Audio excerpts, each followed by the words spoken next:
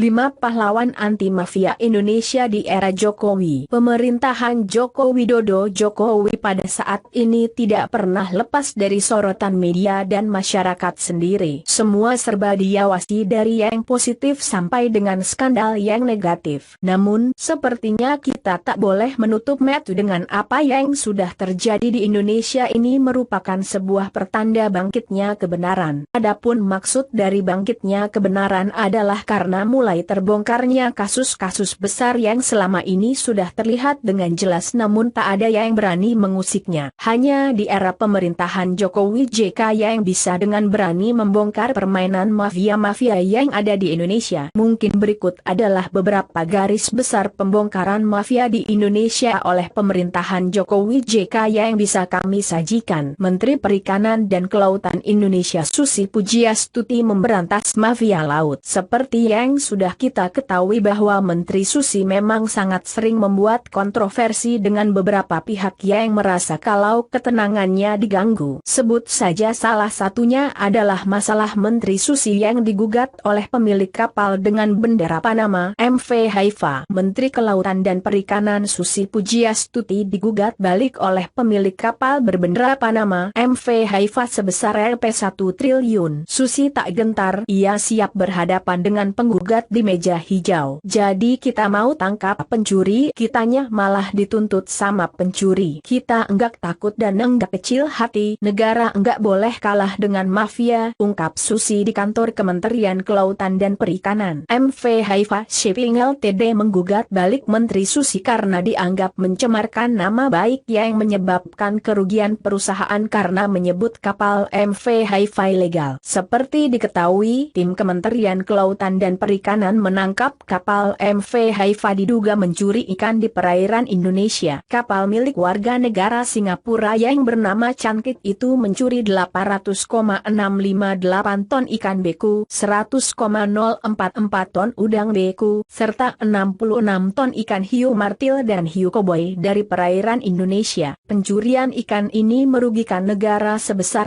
Rp70 miliar. Menteri Pemuda dan Olahraga Indonesia Imam Nahrawi memberantas mafia bola, Menpora. Imam Nahrawi baru-baru ini menegaskan untuk keinginannya untuk dapat membentuk PSSI yang baru untuk dapat mengelola sepak bola di Indonesia agar bisa lebih baik lagi. Seperti diketahui, saat ini masih terjadi konflik antara PSSI yang dipimpin Lanyala Mahmud Mataliti dan Kemenpora. Bahkan, konflik itu berujung pada sanksi suspensi FIFA sejak 30 Mei 2015. Lantaran konflik ini juga berimbas pada berhentinya kompetisi Indonesia Super League dan divisi utama musim 2015. Ketika ditanyakan mengenai kemungkinan bakal dilibatkannya orang-orang yang berada di PSSI saat ini pada PSSI baru nanti, Imam kembali hanya menjawab dengan diplomatis. Tergantung federasi baru yang dibentuk, mau tidak mereka memakai SDM sumber daya manusia PSSI sekarang, saya tidak ikut campur. Tetapi seperti kolam air, tidak semua ikan itu buruk. Namun,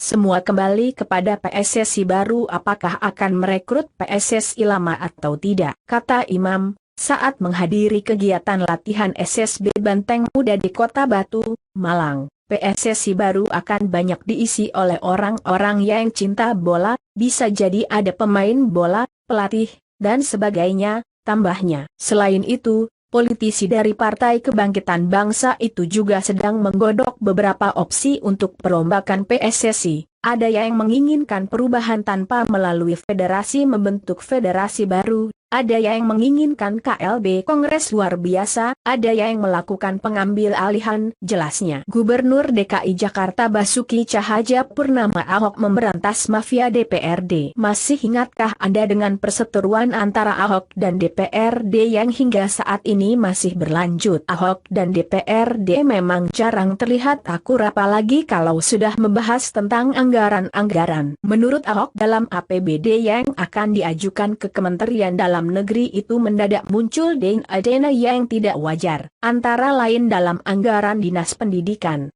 Misalnya anggaran untuk pengadaan perangkat uninterruptible power supply apps bagi sekolah-sekolah SMP yang ditulis Rp 6 miliar. Padahal harga apps yang paling mahal hanya sekitar Rp 1 miliar, dan yang dianggap memadai sudah bisa dibeli dengan harga Rp 100 juta. Peralatan itu dibutuhkan untuk menstabilkan aliran listrik bagi perangkat komputer. Ahok selanjutnya mengatakan, Dena, tidak wajar APBD yang disebutnya anggaran siluman itu seluruhnya mencapai Rp 12 triliun. Sebagai Gubernur DKI, ia menolak meneruskan APBD itu kepada Kementerian Dalam Negeri. Menteri SDM Sudirman Said memberantas mafia migas. Menteri SDM Sudirman Said telah melaporkan adanya politikus DPR meminta jatah dari PT Freeport ke Majelis Kehormatan Dewan DPR. Untuk memuluskan aksinya, politisi Senayan itu juga mencatut nama Presiden Jokowi. Sudirman telah menyerahkan bukti percakapan yang membahas penyelesaian kelanjutan kontrak PT Freeport Indonesia dan meminta agar perusahaan memberikan saham 49% pada Presiden Jokowi dan Wakil Presiden Yusuf Kala. Mereka juga meminta 49% saham. Sudirman menambahkan anggota DPR itu juga meminta diberi proyek listrik yang akan dibangun di Timika. Selain itu dia juga meminta PT Freeport Indonesia menjadi investor sekaligus off-taker pembeli tenaga listrik yang dihasilkan dari proyek tersebut. Seperti yang sudah diberitakan, anggota DPR tersebut adalah Setia Novanto yang tidak lain adalah Ketua DPR RI. Menteri Koordinator Bidang Kemaritiman Republik Indonesia Rizal Ramli memberantas mafia pelabuhan. Masih ingatkah Anda tentang jurus kepret Rizal Ramli yang sempat membuat heboh Indonesia? Masalah yang datang adalah berasal dari Pelindo II yang salah satunya adalah dengan menutup rel yang dibangun saat masa penjajahan Belanda tempo dulu. Menteri Koordinator Kemaritiman Rizal Ramli benar-benar mengepret Pelindo II saat mengunjungi Pelabuhan Tanjung Priok, Jakarta,